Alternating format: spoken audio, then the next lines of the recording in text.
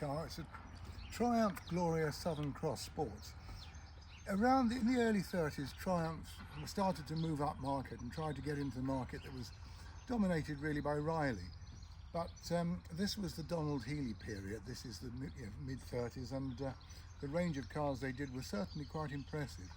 Of course, with sports cars, and it wasn't just about lively performance, it was about the look.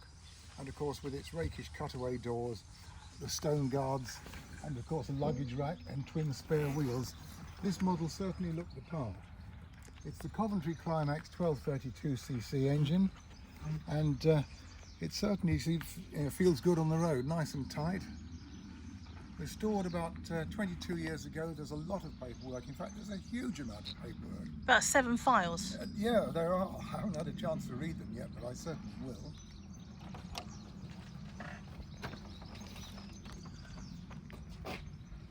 As I say, the restoration was carried out around 22 years ago. We've got all the photographs and everything. And it's nice because it's just mellowed down just right.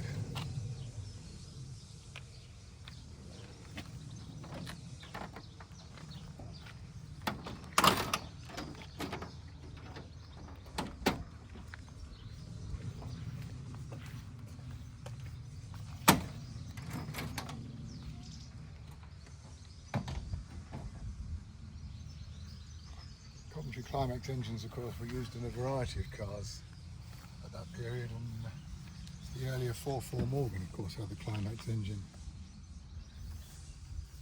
And it's a comfortable two-seater, plenty of room in the cockpit, ample space behind for luggage or a four-legged friend if required, and of course, important with a sports car, the luggage rack.